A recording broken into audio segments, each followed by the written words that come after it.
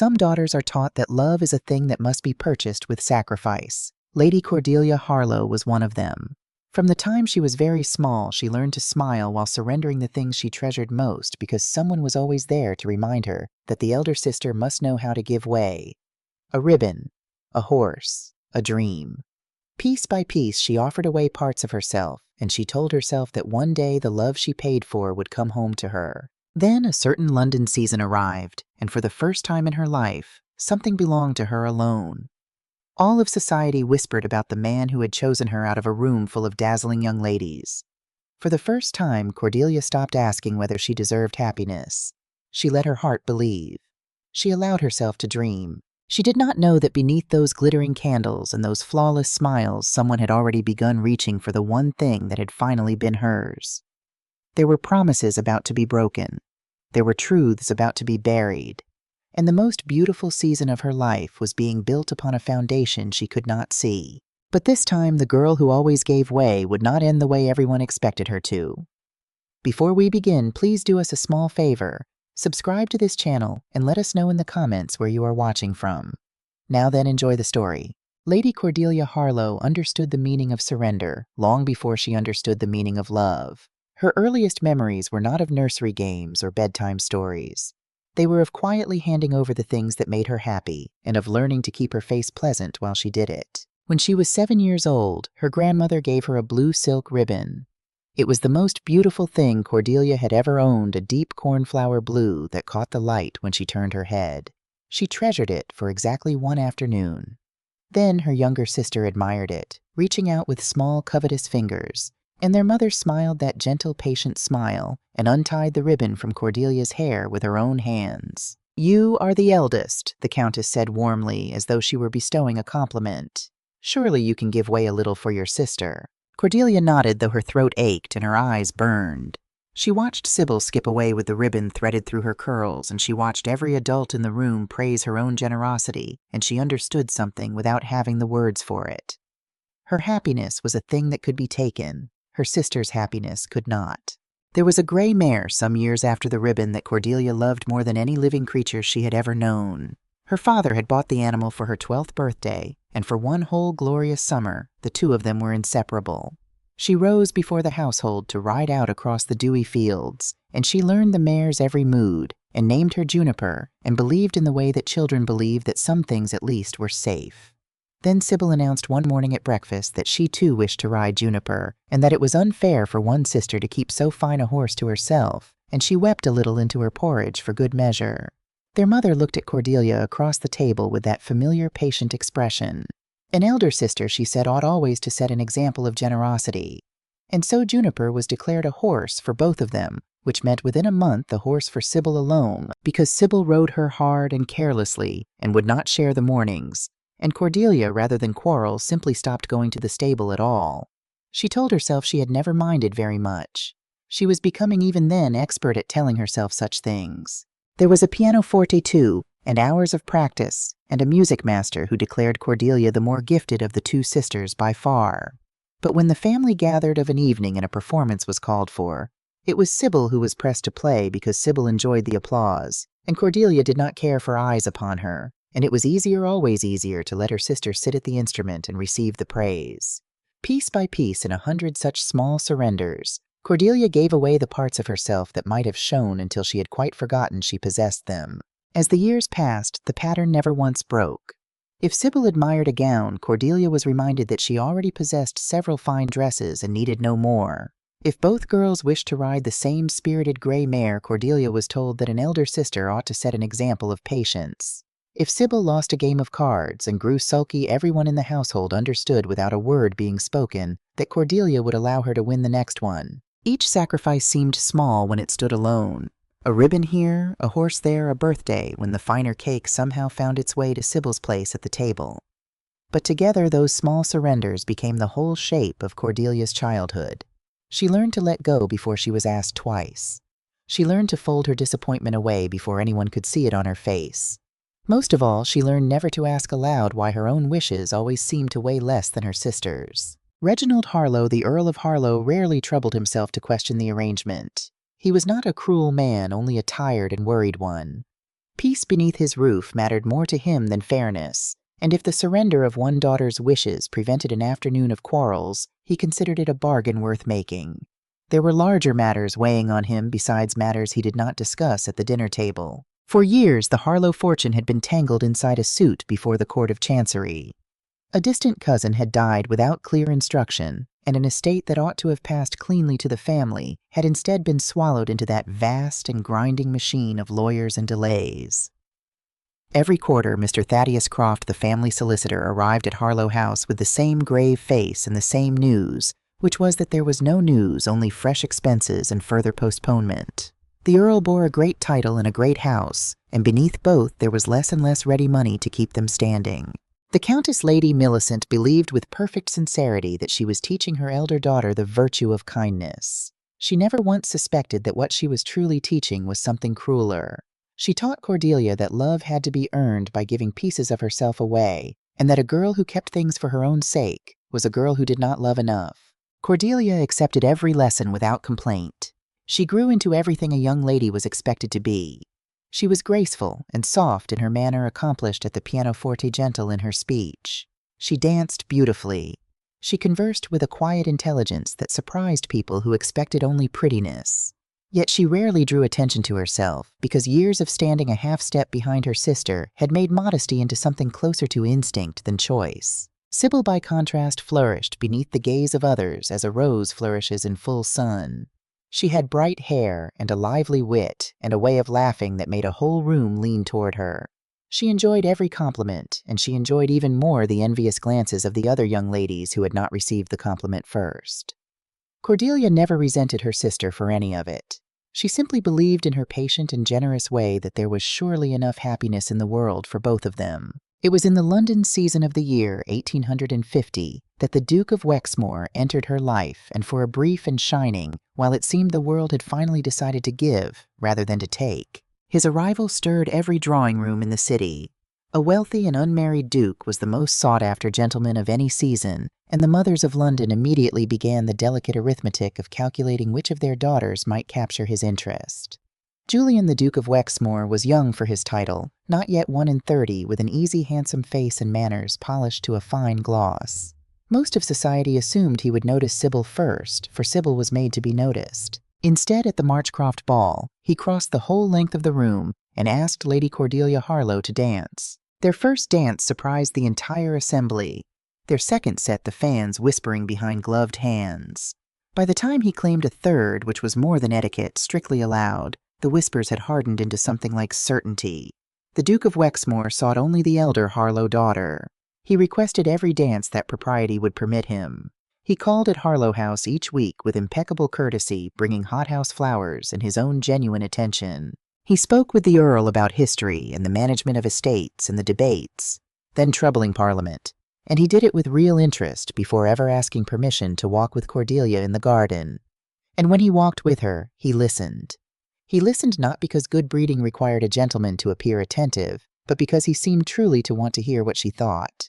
He asked her opinion on books, and did not smile indulgently when she gave it. He remembered small things she had told him a week before. For the first time in her life, Cordelia felt something entirely unfamiliar. She felt chosen. She caught herself smiling for no reason at all. She laughed without immediately glancing about to see whether someone else might deserve the laughter more. Even her mother remarked that her elder daughter had grown brighter than she had been in years, as though a lamp long turned low had at last been allowed to burn at its proper height. There was one afternoon in particular that Cordelia would return to again and again in the long, lonely months that followed. They had been walking in the garden at Harlow House, the late roses heavy on their stems, when Julian had asked her quite seriously what she would do with her days, if she might do anything at all without regard for what was expected of her. No one had ever asked her such a question before. She had been so startled that at first she could not answer, and then haltingly she had told him the truth, that she should like to read history, and to travel to the places where history had happened, and to keep a garden of her own that no one might rearrange to their own liking. She had braced herself for gentle mockery, for the indulgent smile that gentlemen gave to ladies who spoke of serious things. It did not come. Julian had listened and nodded and said that he thought it a fine way to spend a life, and that he hoped he might see something of those places at her side. Cordelia had gone up to her room that night and pressed her hands to her warm cheeks, and let herself for the very first time imagine a future in which her own wishes were not the price of someone else's peace. She did not know that Sybil had watched them from an upstairs window, and had marked the brightness in her sister's face, and had understood at once precisely how much there was this time to take. Julian was not in those early weeks a liar. That was the part that would later cut Cordelia most deeply when she came to understand it. His interest in her had been real.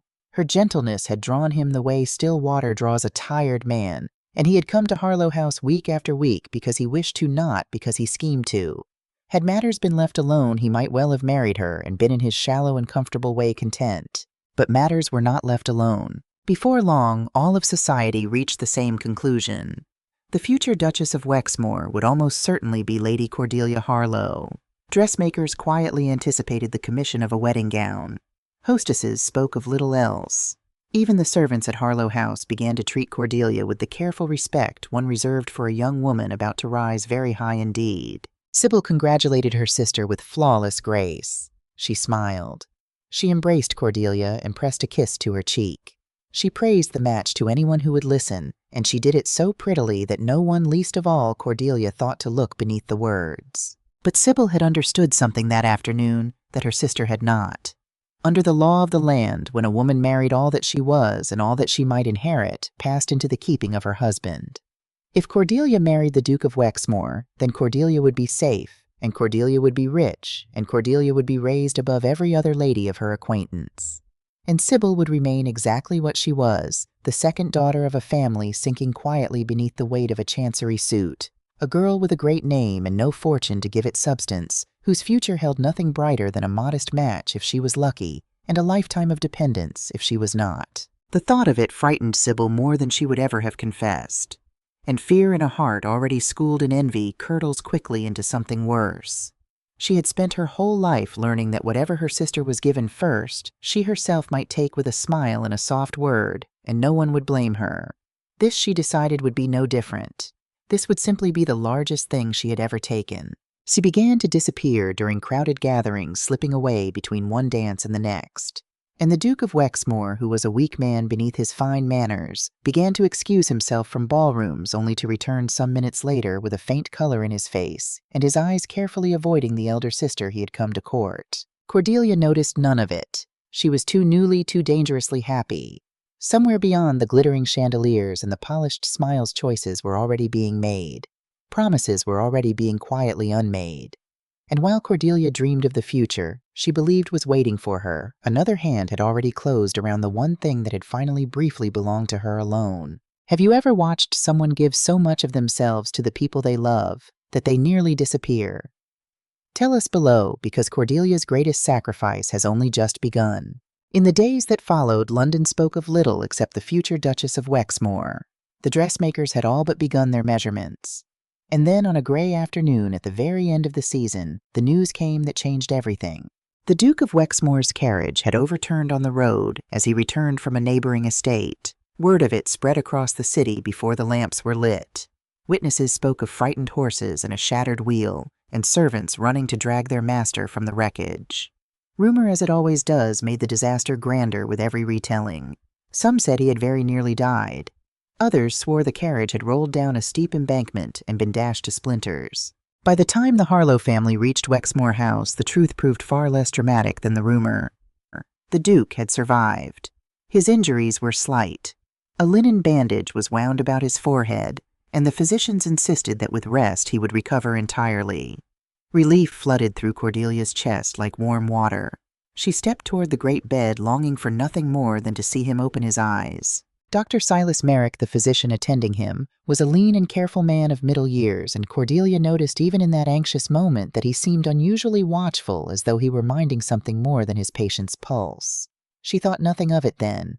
She thought of nothing but Julian. After what felt like an age, the Duke slowly opened his eyes. The room fell silent. The physicians asked him the simple questions, first the questions meant to measure whether a blow to the head had disturbed the mind beneath it. He answered every one without hesitation. He knew his own name and his title, and the names of his estates. He recognized each servant standing near the wall. He remembered his oldest friends. Nothing at all seemed amiss. Then his gaze drifted across the room and settled upon Sybil, and his whole expression softened with unmistakable relief. "Thank heaven," he murmured, reaching weakly toward her hand. "I feared our engagement would never come to pass." Silence swallowed the room whole.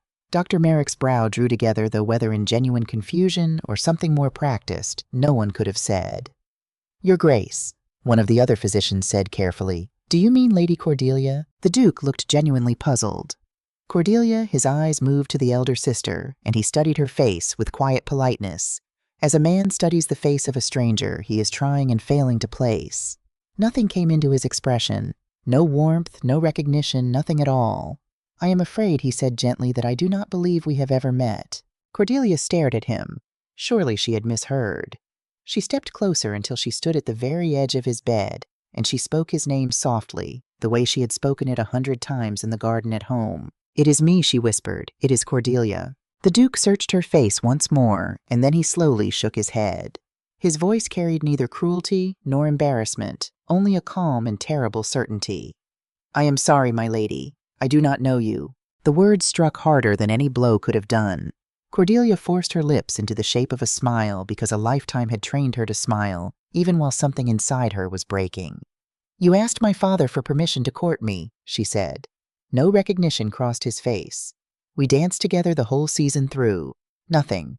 You made me promises." A physician gently interrupted her. "My lady, please."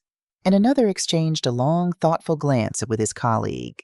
"A severe shock to the head," he said in the measured tone of a man reciting from a textbook, "may disturb the memory in the strangest of ways.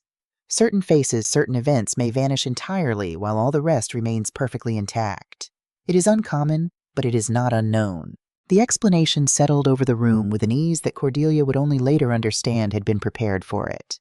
Before she could find another word, Sybil crossed to the bedside and clasped the Duke's free hand between both of her own. Fresh tears spilled prettily down her cheeks. "Please do not force yourself," she whispered, her voice trembling with exactly the right note of tender concern. "The physicians warned you not to strain your poor memory. You must rest." She looked in that moment every inch the devoted bride kept from her, intended by cruel misfortune. Her grief appeared effortless. Every glance she turned upon the Duke overflowed with worry. Every trembling breath she drew invited the sympathy of the room, and the room gave it freely. Even the servants watched her with admiration. Not one soul thought to wonder why she already sat at his side as though she had always belonged there, or why she had a small folded paper ready in her reticule, or why she had wept before there was anything yet to weep about. Cordelia turned desperately toward her parents. Surely they would correct the error. Surely her father would speak. The Earl of Harlow was silent for a long moment. Then he drew a slow, measured breath, the breath of a man deciding to take the easier of two roads. "If His Grace remembers your sister as his intended bride," he said heavily, "then perhaps we ought not to distress him further." Cordelia turned sharply toward him. "Father." He would not meet her eyes. "The physicians have advised against agitation," he said. "We must think of his health." Her heart began to pound. She understood in a slow, cold rush that she was already being surrendered. Her mother stepped to her side and took her hand, and the touch was so familiar, and the words that followed were so familiar that Cordelia felt the whole of her childhood close around her throat. "You are the eldest lady," Millicent said softly. Cordelia closed her eyes. Surely her mother went on, her voice as gentle as it had ever been, over a blue ribbon. "You can give way a little for your sister." The sentence carried every memory she owned. The ribbon, the gray mare, the gowns she had never asked for, and the birthdays that had somehow become Sybil's, and the 1,000 small surrenders she had accepted without a word. And now they were asking her to surrender the man she loved, as though he too were only a ribbon that Sybil had happened to admire first. She looked around the whole room, searching every face for one that would stand with her. The physicians accepted what the family accepted. The servants obeyed the wishes of their master, and wept quietly beside Sybil. And Julian himself looked at Cordelia with courteous regret, exactly as a gentleman might regard a stranger suffering some unfortunate confusion that was really no concern of his. No one defended her. Not one single person in the whole of that crowded room. Within days, the drawing rooms of London hummed with the strange and tragic story.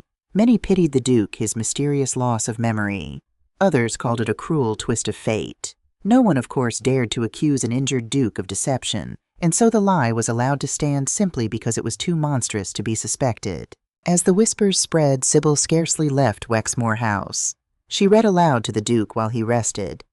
She walked with him in the gardens as his strength returned. Every visitor praised her unwavering devotion, and every compliment settled another stone upon the wall of the lie. Whenever Cordelia came into the room, Julian greeted her with the same distant courtesy he might show a neighbor, and each greeting stripped away another thin layer of the hope she had left. In those first desperate days, Cordelia had not simply surrendered.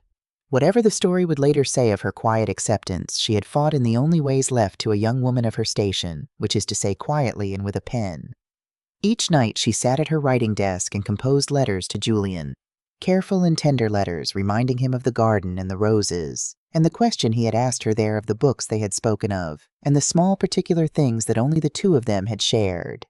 Surely, she reasoned, if his memory of her had truly been struck from him, then the sight of these details set down in ink might call it home again.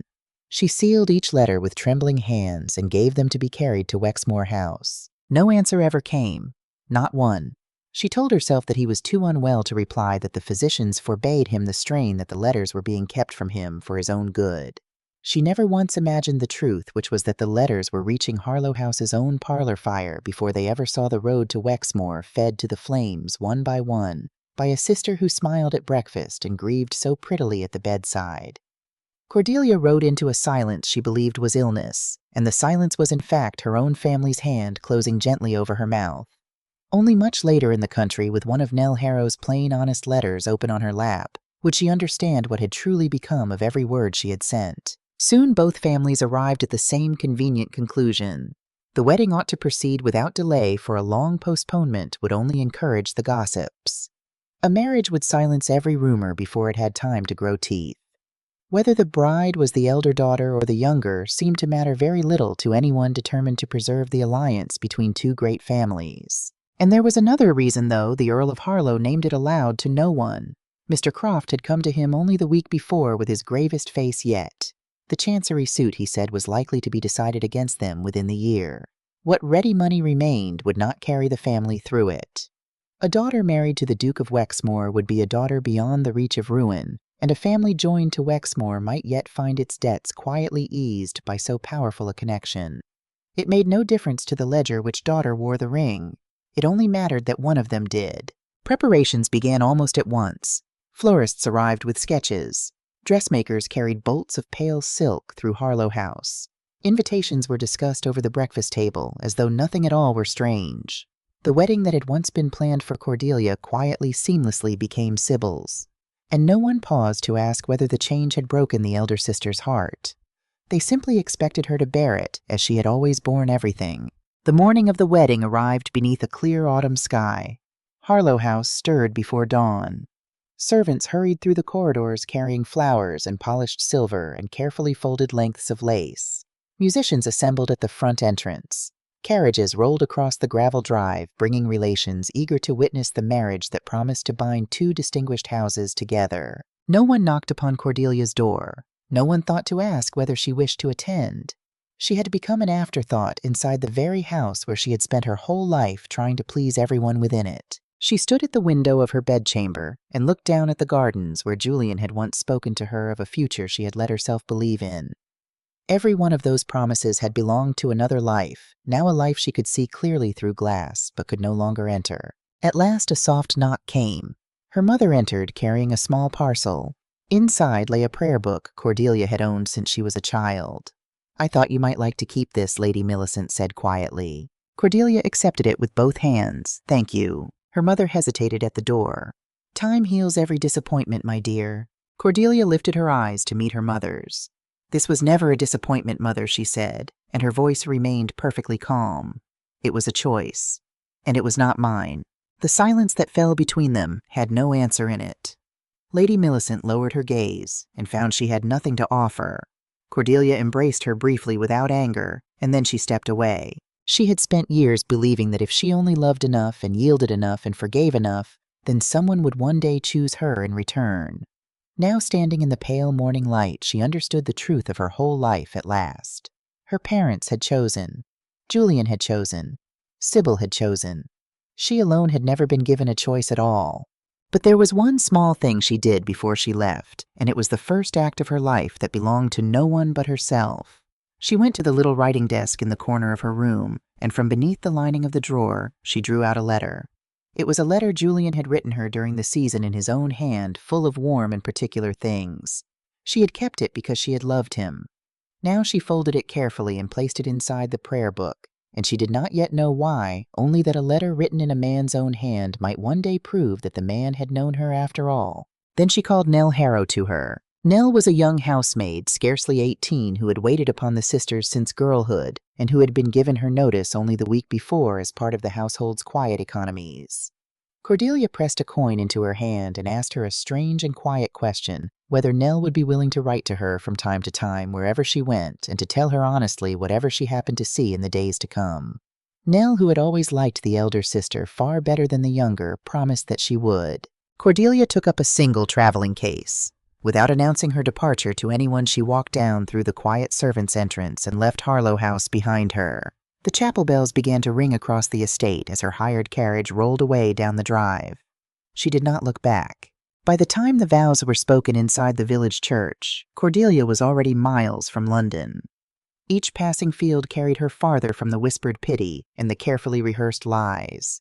Her destination was the home of her aunt, Mrs. Verity Ashby, her mother's younger sister, who had married a gentleman of no title and buried him only the year before, when the cholera swept through the county and took so many that the church bells had scarcely stopped tolling all that dreadful summer.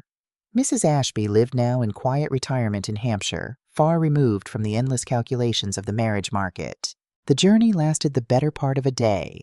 When the carriage at last reached the modest house at the edge of a wood, the very air felt different.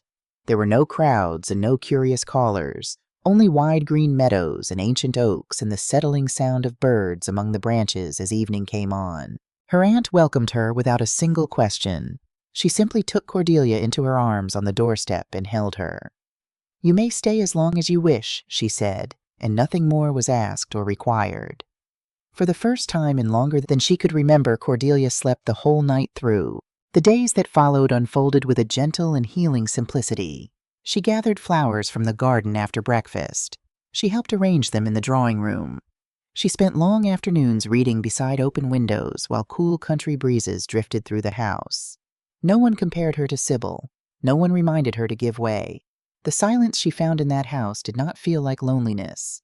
It felt like peace, and slowly, day by day, the constant ache beneath her ribs became easier to carry.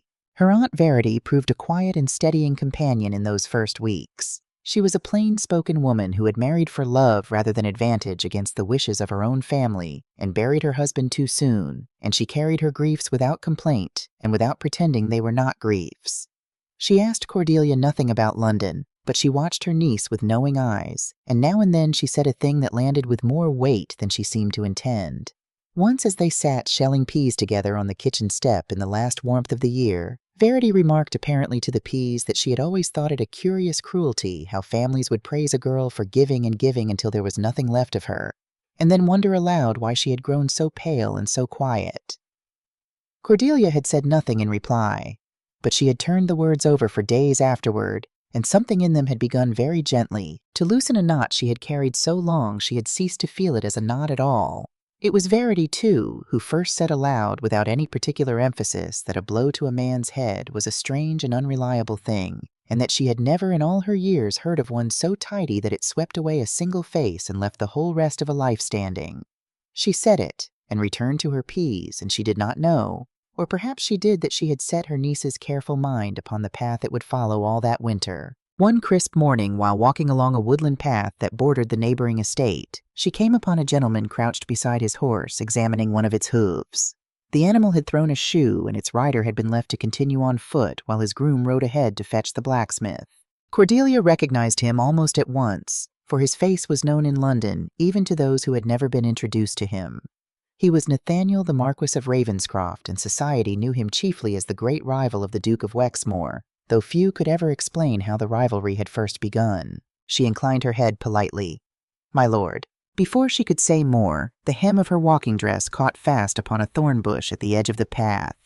The fine fabric refused to come free, and when she reached down to work, it loose herself, the thorns only tightened their hold. Without a word, the Marquis drew off his gloves and knelt beside the tangled cloth. His movements were careful and unhurried. He freed each thread in turn, one by one, without so much as tearing the material. "There," he said, rising once the last thorn had released its grip. "The roses have surrendered." Cordelia looked down at the unharmed hem, and then up into a pair of warm hazel eyes, and a faint smile appeared upon her face before she quite meant it to. "I believe they have," she said. He returned the smile. It would have been a great pity to lose such fine work to a stubborn branch. Most gentlemen she knew would have filled the pause that followed by mentioning London or the Duke or the strange story that had rippled through every ballroom after her sudden vanishing.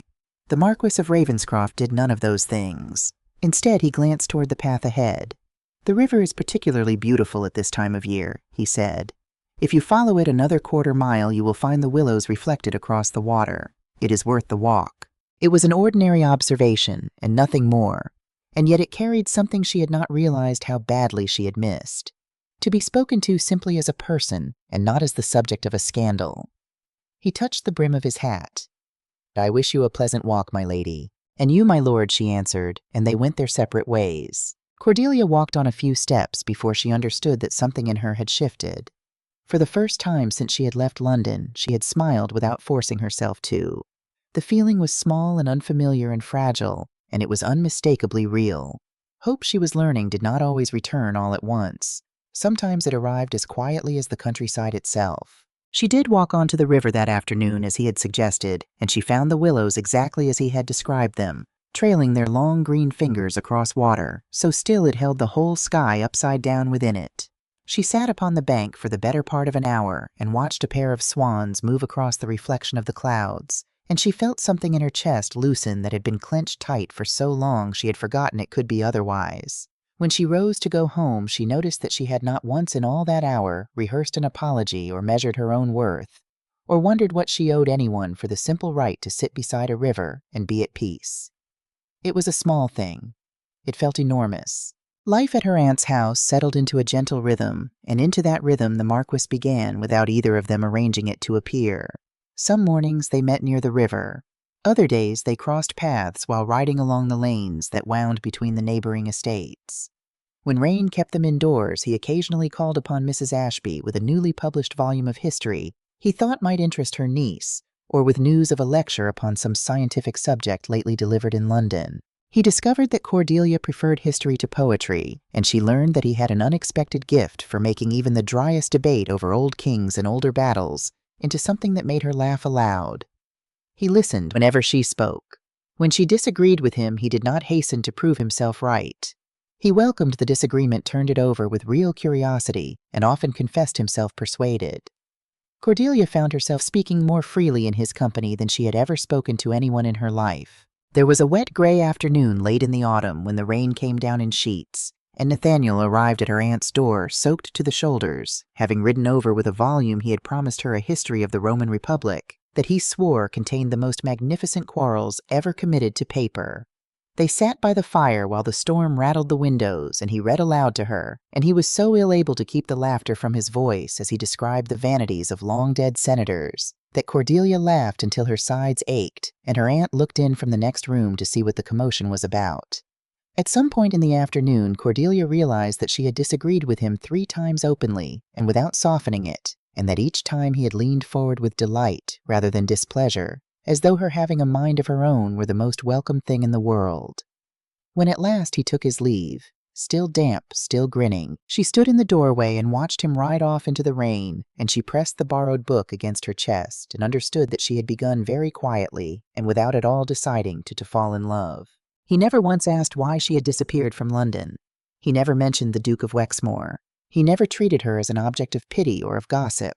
He simply spoke to her as though she were any other lady enjoying a walk through the countryside, and that ordinary undemanding kindness meant more to her than the most polished compliment ever had. Yet even as her heart grew lighter in his company, another part of her mind refused to rest.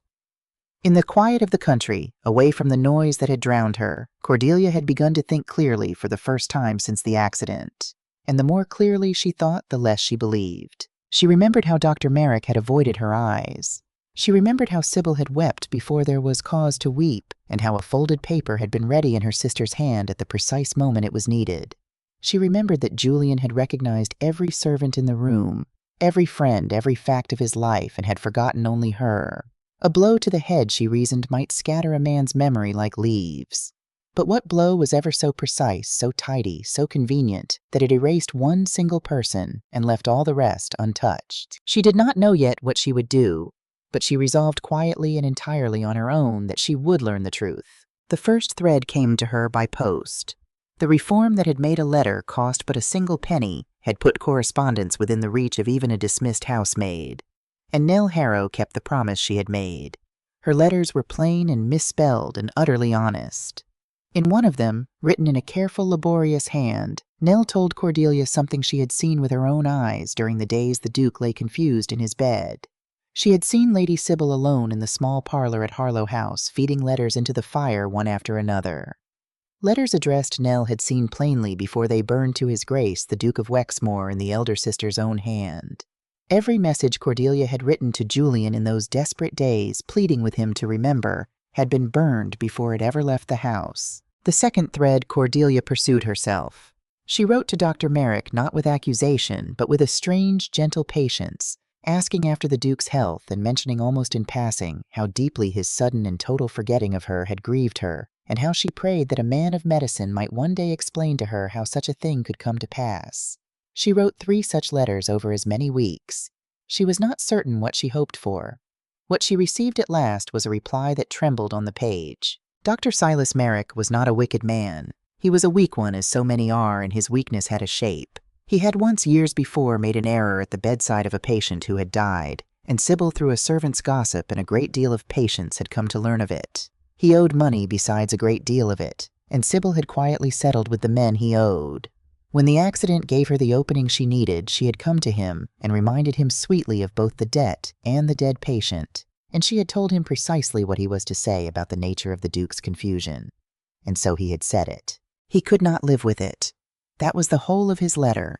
He could not live with it, and he asked her forgiveness, and he wrote out plainly in his own hand what he had done and why, so that his conscience might have somewhere to lay its burden down. The third thread Cordelia held already, and had held since the morning of the wedding. She took Julian's letter, the true one written to her in his own hand during the happy weeks of the season, and she thought of the small folded paper Sybil had produced at the bedside, the private note of engagement in what everyone had accepted as the Duke's writing.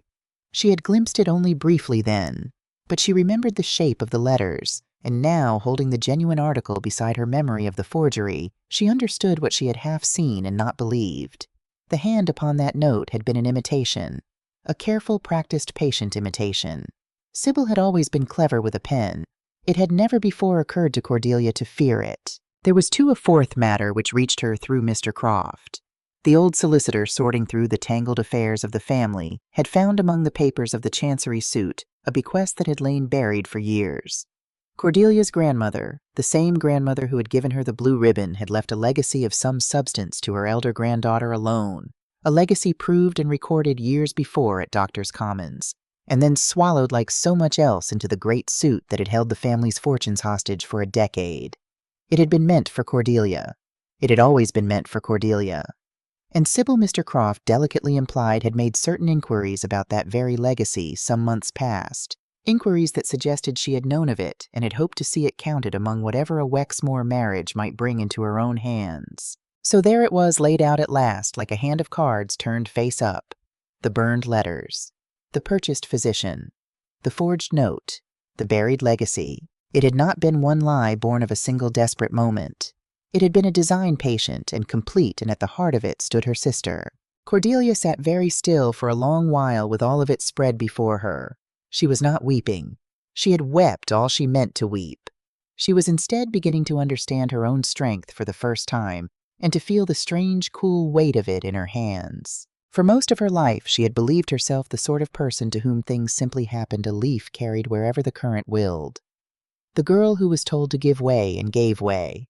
The daughter who was handed her sister's fate and accepted it.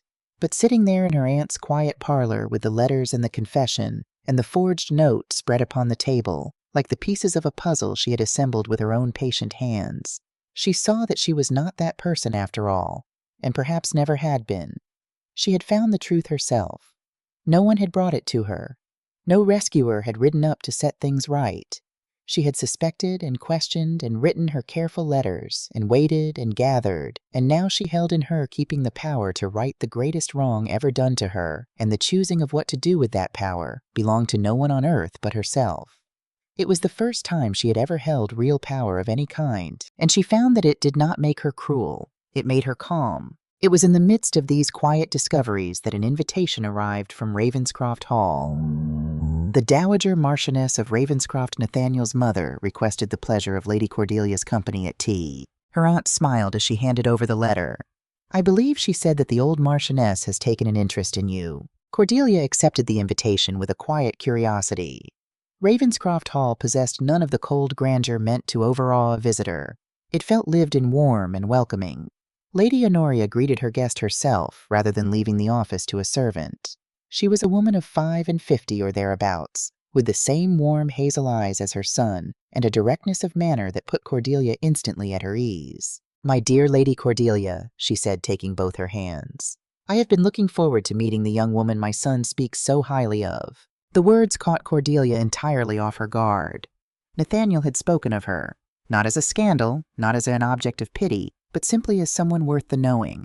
Tea passed easily between them. They spoke of books and gardens and the charities of the village and the turning of the season. And then Lady Honoria offered her guest another slice of lemon cake, and Cordelia, without even thinking, declined it with the words that had been worn into her like a groove in a stair. "You are already too generous," she said. "I could not." "Nonsense," said Lady Honoria pleasantly. "Take it." Cordelia accepted this plate. "I am sorry," she murmured. "I did not mean to trouble you." Lady Honoria tilted her head and regarded her with a small, curious smile. "There it is again," she said. Cordelia looked up, puzzled. "There is what?" "You apologized," the older woman said gently. "You apologized before you sat down. You apologized before you took your tea. And now you have apologized for accepting a slice of cake." A faint warmth rose in Cordelia's cheeks. "I suppose I did," she said. "I had not noticed. My son tells me you do it rather often." Lady Honoria folded her hands upon the table and studied her guest with kind and thoughtful eyes. "Who taught you, my dear, that to receive a kindness, you must always first earn it?" The question settled over the little room and would not lift. Cordelia searched for an answer and found none ready. She thought of a blue ribbon untied from her own hair. She thought of dreams quietly set aside of a future handed to her sister because she had been told it was the right and loving thing to do. She tried to remember a single instance of affection given to her that had not required some surrender in return, and she could not. Her silence was itself the answer. Lady Honoria reached across the table and covered Cordelia's hand with her own. "Listen to me carefully, child," she said, and her voice was warm and steady and utterly certain. "A family should never measure one daughter against another. Never. And love that must be earned by giving yourself away piece by piece is not love at all. It is a debt someone has taught you to feel you owe." Something that grief had left standing broke at last inside Cordelia's chest, and the tears came before she could stop them. Lady Honoria rose from her chair and took the younger woman into her arms and held her the way one holds a child who has been brave for far too long. "No conditions," she murmured. "No expectations. Only kindness." It was the first embrace Cordelia had ever received that asked nothing whatsoever in return. From that afternoon onward, Ravenscroft Hall became more to her than a neighboring estate. It became a place where she was welcomed exactly as she was. The weeks passed almost without her noticing. She laughed more easily. She stopped apologizing for every kindness offered her. She no longer paused to wonder whether some other person might deserve her happiness more than she did. And her friendship with Nathaniel deepened so gradually and so naturally that she scarcely marked the moment it became something else entirely. It was he who at last touched, and only lightly, upon the thing they had never discussed. They were walking one afternoon beside the still water of the lake within the grounds of Ravenscroft. The autumn trees mirrored perfectly upon its surface when he spoke. "I know that another man once asked for your future," he said quietly. "I do not ask you for whatever remains after him." He turned to face her, and there was nothing in his expression but a steady and open honesty. "I am asking for everything you are today. Nothing more and nothing less. I have watched you become the woman you now are, and it is that woman I love. Will you do me the honor of becoming my wife?" She should have wondered perhaps why he had believed her so readily when she had told him weeks before and haltingly what she had come to suspect about the accident and her sister.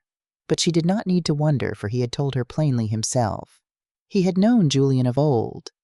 Between the two men there lay a history Nathaniel did not much like to speak of, a matter of a wager dishonored and a friend ill-used, and it had taught the Marquis of Ravenscroft exactly what sort of man the Duke of Wexmoor was, beneath his fine manners. When Cordelia had spoken, Nathaniel had not doubted her for a moment. He had only been sorry that he had not been near enough to spare her any of it.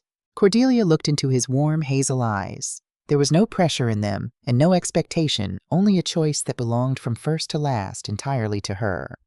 She placed her hand in his. Yes, she said.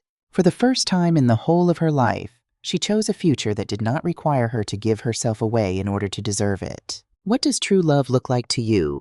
Tell us in the comments below, because Cordelia has finally learned that real love is never won through sacrifice. It is freely given and freely returned. Their wedding took place on a quiet morning late that winter in the small stone church of the village near Ravenscroft. There were no crowds gathered outside to gawk. There were no ambitious families hoping to secure an introduction to a marquis. There were only the few people who truly cared for them, filling the modest pews and the pale winter light falling through the plain glass windows. Cordelia stood near the altar in a gown she had chosen for no one's approval but her own.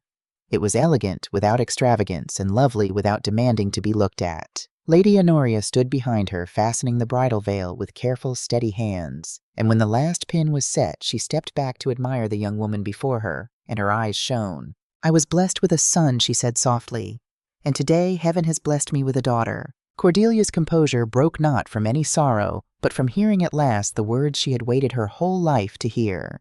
She turned and embraced Lady Honoria, and the older woman held her tightly. No conditions, she whispered against her hair, no expectations, only love. When at last they drew apart, Lady Honoria brushed a tear from the bride's cheek. "You owe us nothing, my dear," she said. "You have already given us more than you know." Cordelia smiled through her tears, and for the first time she believed those words entirely. The church bells rang out across the frozen countryside as Nathaniel waited before the altar. His expression held no triumph and no pride, only a quiet and profound gratitude. As Cordelia walked toward him, she found that she felt no fear at all. There was nothing left to prove and nothing left to surrender. She was simply walking toward the man who had chosen her every single day, without ever once asking her to become someone smaller so that another might be larger. Their vows were spoken without hesitation. Each promise carried the weight of a choice freely made rather than a duty grimly borne. And when the ceremony ended, the villagers gathered outside with warm smiles and heartfelt blessings, and no one spoke a word about the past. They celebrated only the future.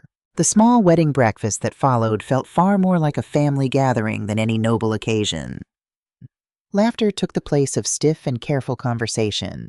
Stories took the place of formal speeches. Lady Honoria insisted that Cordelia sit beside her, and reached across the table more than once to fill her cup before it was empty. And each small gesture was so natural, so unthinking, that Cordelia found herself laughing without any restraint at all. She no longer wondered whether some other woman deserved this happiness more than she did. She simply accepted it, and the accepting was the sweetest thing she had ever done. Days became weeks and weeks became months, and life at Ravenscroft Hall settled into a peace so steady that Cordelia sometimes had to remind herself it was real. Nathaniel never tried to erase her past. He simply built patiently and without fuss a present in which the past no longer held any power over her. Every morning they walked together through the gardens before the day's duties claimed them. Every evening they sat and talked before the library fire until the coals burned low.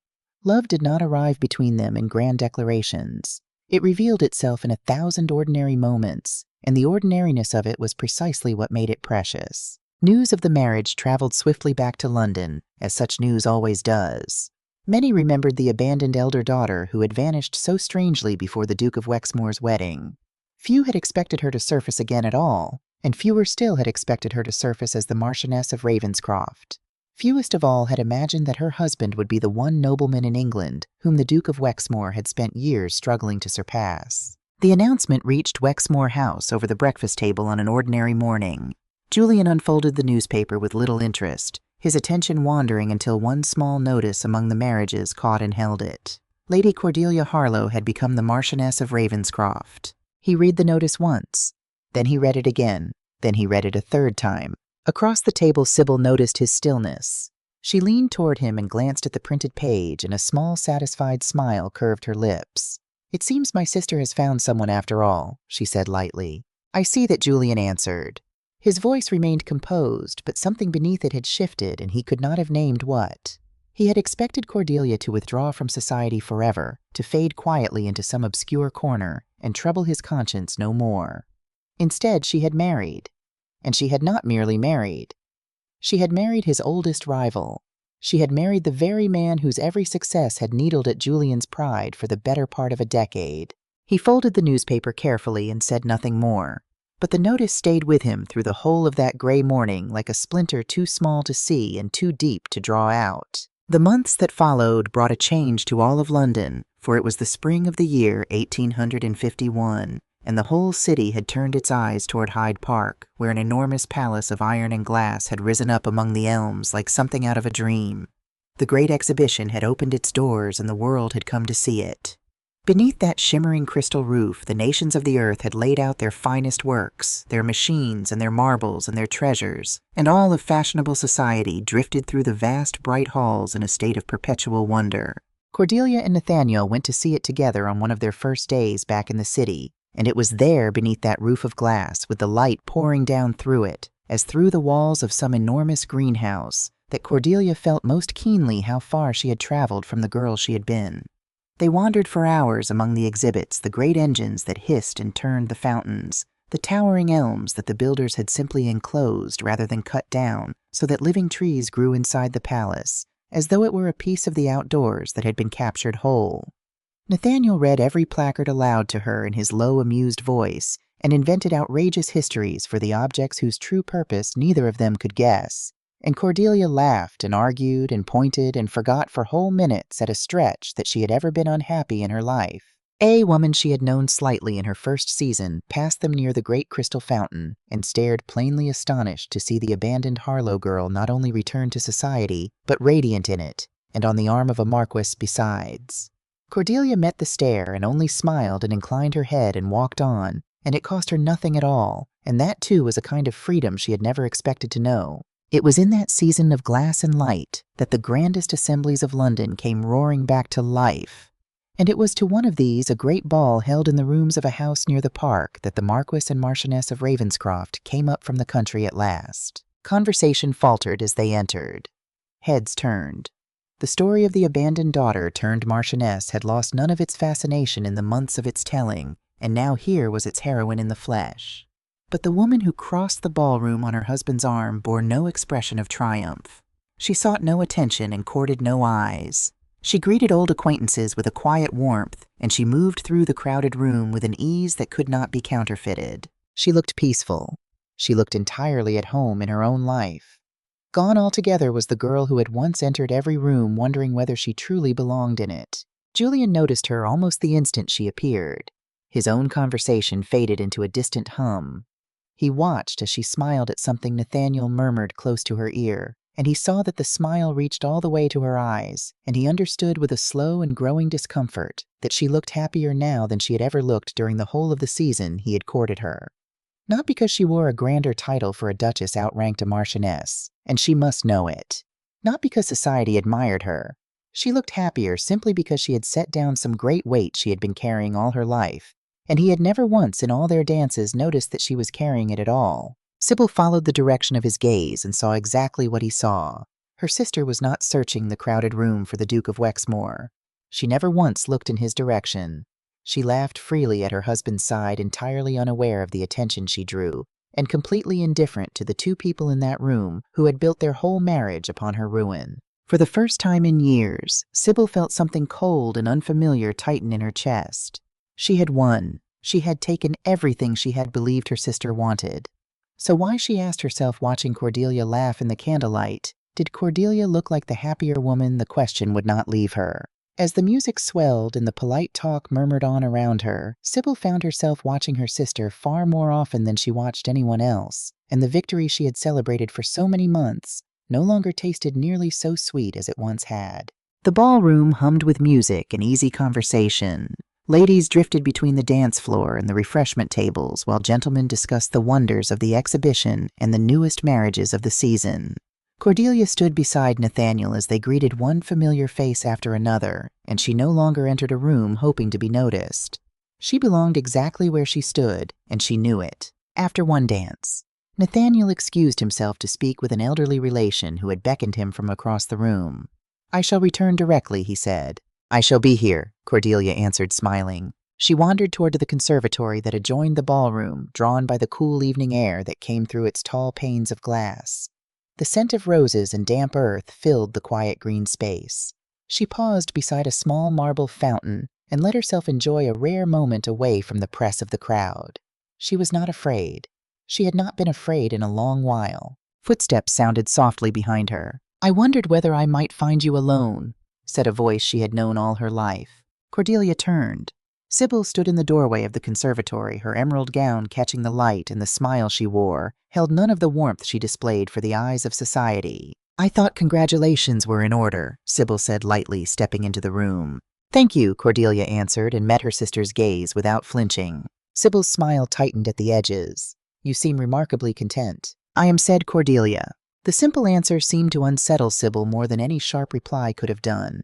She folded her arms and wandered a slow circle through the ferns, trailing one gloved finger along a broad green leaf. "I confess I expected you to resent me," she said. "I did once," Cordelia replied, "and now I no longer have any reason to." Sybil gave a quiet laugh. "You always were too forgiving. It was so very easy, you know."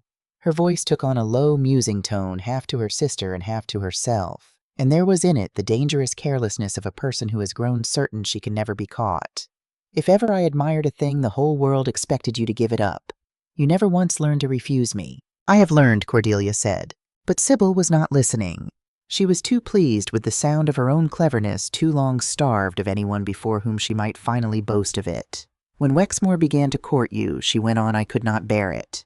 For the first time in our lives, something belonged only to you." She turned to face her sister, and her eyes glittered. "And I could not allow that. Not that. Not the one thing that would have lifted you above me forever and left me with nothing." Cordelia stood very still and said nothing, and her silence was an open door that Sybil could not help but walk through.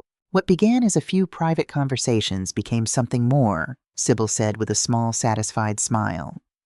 "And when the accident presented itself, everything became wonderfully simple. Julian struck his head in earnest, that part was real enough. But a man who is confused for a few days can be told what he ought to remember and what he ought to forget if the right people surround his bed and the physician is willing to nod along.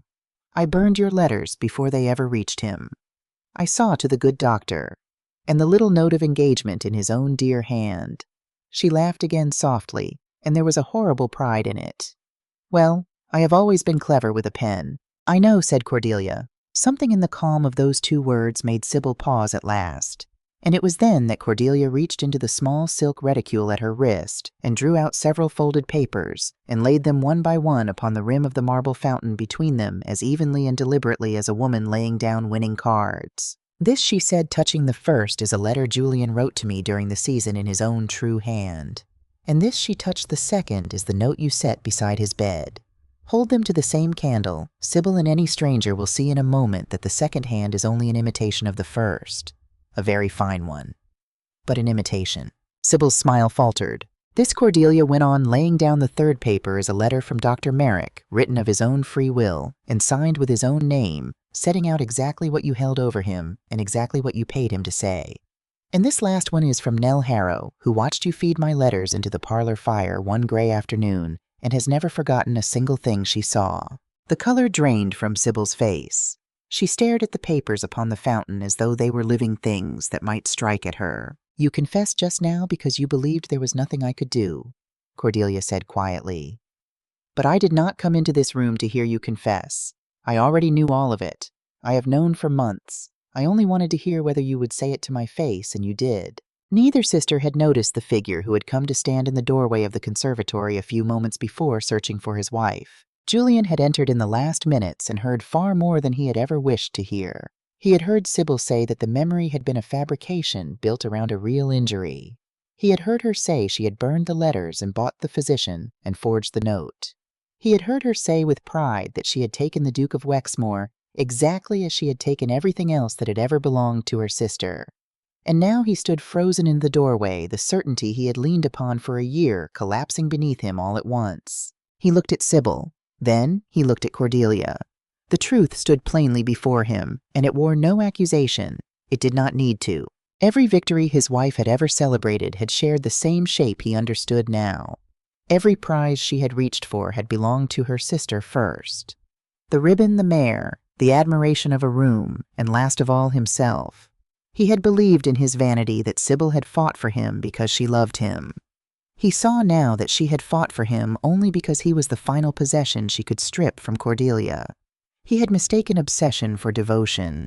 He had helped to ruin an honest and loving woman so that he might become the trophy in another woman's lifelong war against her own blood. For the first time since the deception began, the full weight of his own choices came down upon him, and as there was no memory loss, real or invented, that could shield him from it. He thought, standing there in the doorway with the scent of the roses thick around him, of the man he had been in the garden at Harlow House, asking a gentle young woman what she would do with her life if she were free to do anything at all. He had meant it then. He had liked the person he became in her company. And he had thrown that person away along with her because a bolder and hungrier woman had made betrayal easy, and because he had been too weak and too vain to choose the harder, truer thing. He had told himself in the year since a great many comfortable stories that the memory loss might have been real, that the physicians knew best, that a man could not be blamed for a marriage the whole world had arranged around his sick bed. Every one of those stories crumbled now to ash. He had known somewhere beneath the convenient forgetting he had allowed himself that Cordelia had loved him and that he had let her be sacrificed. He had simply preferred not to look at what he knew. That he understood at last was the whole of his crime. Not a blow to the head, but a refusal to open his eyes. Sybil found her voice at last thin and unsteady. "What will you do?" she whispered. And here Cordelia did the one thing that neither her sister nor the man in the doorway, nor anyone who had ever known the girl who always gave way, could have foreseen. She smiled. It was a gentle smile and a peaceful one, and there was in it something that looked almost like gratitude. "You are smiling," Sybil said, bewildered. "Why are you smiling?" Cordelia gathered her papers from the rim of the fountain and folded them once more and returned them to her reticule, taking her time, for she understood exactly what those papers were worth.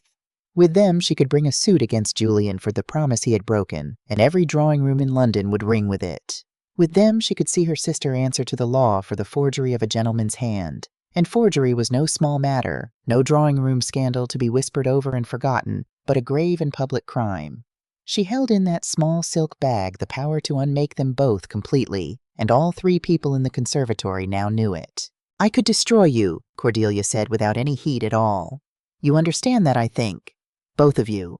I have held the means to do it since before the winter." Sybil said nothing. She could not. "But I am not going to," Cordelia said. She looked past her sister, then through the glass panes of the conservatory and into the bright ballroom beyond. And there she found Nathaniel, who had come back from the far side of the room and was scanning the crowd for her, and whose face, the moment his eyes found hers through the glass, softened into a smile meant for no one else in the world. Cordelia returned it. Then she looked back at Sybil. "Because I owe you my thanks," she said. Sybil frowned, uncomprehending. "What can you possibly mean?" "If you had not taken Julian from me," Cordelia said, her voice steady and clear, "I should never have met the man who truly chose me." She glanced once more toward the ballroom, toward her husband. "He has never asked me to become less so that someone else might have more. He has never asked me to give away pieces of myself in order to earn his love. For the first time in my whole life, I know what it is to belong somewhere, and I would not trade that knowledge for all the vengeance in England. You did not ruin me, Sybil. You set me free, and you did it without meaning to, and that is why I can stand here and thank you, and mean every word." "You are pretending," Sybil said, but her voice shook. "No," said Cordelia. "I have simply stopped competing with you. I stopped a long time ago. You are the only one of us still standing in that old race, and you are running it entirely alone." Footsteps sounded in the ballroom just beyond the door. Neither sister turned, but Julian, standing in the doorway, stepped aside as Nathaniel came through it to reach his wife. "There you are," Nathaniel said gently, taking Cordelia's hand. "I wondered where you had wandered off to." "I was only saying farewell to the past," she answered, and she smiled up at him. Nathaniel looked at her with quiet understanding and asked no questions. He had never needed to ask her many. Together they turned and left the conservatory, and neither of them looked back. Silence settled over the green and glassy room. Sybil turned slowly, and only then did she see Julian standing where he had stood the whole while in the doorway, his face gone pale and strange. He did not raise his voice to her. He did not accuse her. He simply looked at her as though he were seeing her clearly for the very first time, and finding that he did not know the person he had married at all. The confession in this conservatory changed nothing for Cordelia. It changed everything for Julian. The silence that had followed Sybil's careless triumph settled over Wexmore House and did not lift into the weeks and months that came after. For the first time since their marriage, Julian began to see what had always stood before him. Sybil rarely spoke of their future together. She spoke instead of victories old and new. She reminded him without seeming to know she was doing it that every envy she had ever nursed had ended the same way. If her sister had possessed a thing first, then Sybil would not rest until it became hers. The gray mare, the praise of a room, the favor of society, and him. A painful understanding came to Julian one memory at a time. He had never been the true desire of his wife's heart. He had been the final prize in a rivalry she refused to lose, and everything he had traded for her, his honor, his given word, the trust of a woman who had loved him without condition, had been exchanged for a marriage built upon jealousy and dressed up as love. And there were consequences beyond the coldness that grew between them, consequences that could be counted and weighed. That same year, the great chancery suit that had held the Harlow fortune hostage for a decade was at last decided, and among the tangled findings, the old solicitor Mr. Croft saw to it that one buried bequest came to light and was honored. The legacy Cordelia's grandmother had left to her elder granddaughter alone, proved and recorded long ago at Doctors' Commons, was confirmed at last as Cordelia's own.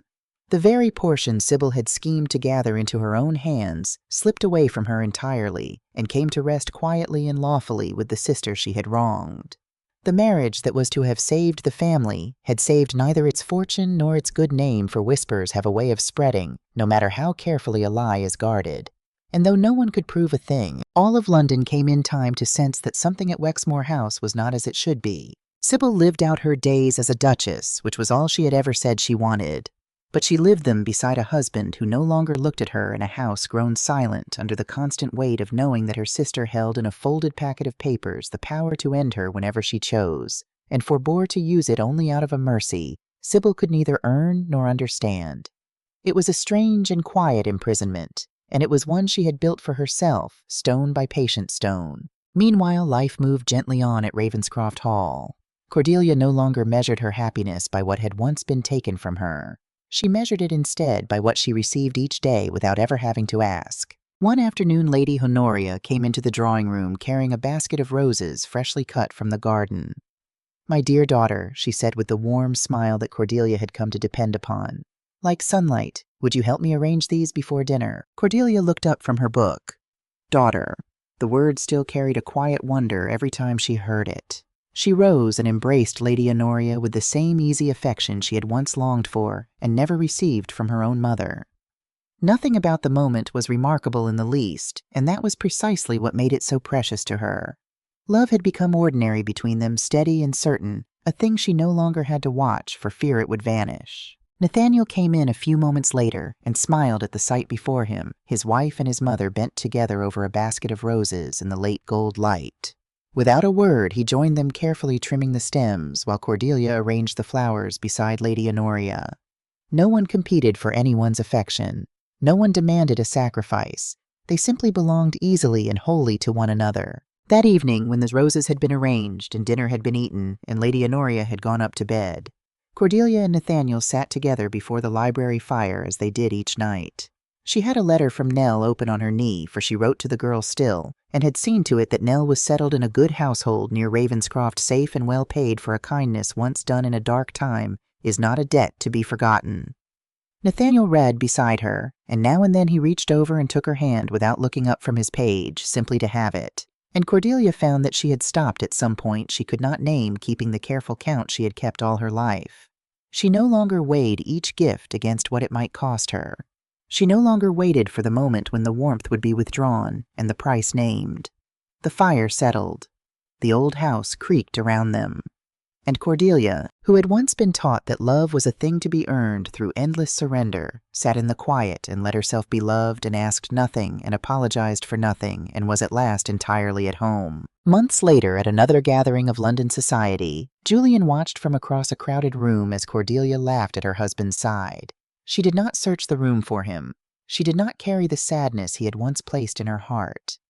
She had forgotten the future he had promised her because she had found a better one, and the finding had cost her nothing but the courage to walk out a servant's door one autumn morning and never look back. For the first time, Julian understood the full measure of what he had lost.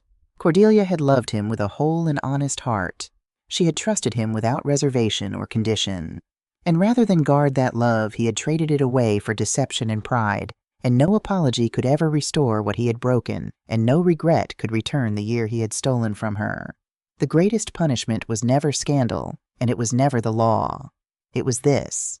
It was standing only a few steps away from the life he might have shared, and knowing that another man now lived it, because that other man had made the one choice Julian had lacked the courage to make. He had chosen her, not for advantage, not for reputation, not to win her from anyone, simply because he loved her, and Cordelia had chosen him in return. Some hearts can be deceived. Some futures can be stolen. But love cannot be taken by force from one person and worn by another, for it was never a prize to be won. It is a choice freely given by one heart to another, and it belongs only to those who offer it without conditions. Cordelia Harlowe had spent the first half of her life being told that to be loved, she must give herself away, piece by piece, until there was almost nothing left. She spent the rest of it learning the truth, that she had been worthy of love all along exactly as she was, and that the only love worth having was the kind that never once asked her to become less. Do you believe Julian deserved forgiveness after everything he had done, or was losing Cordelia forever the only ending he truly deserved? Tell us your thoughts in the comments below, and if this story moved you, subscribe and share it with someone who needs to be reminded that real love is never earned through sacrifice. It is freely given and freely returned.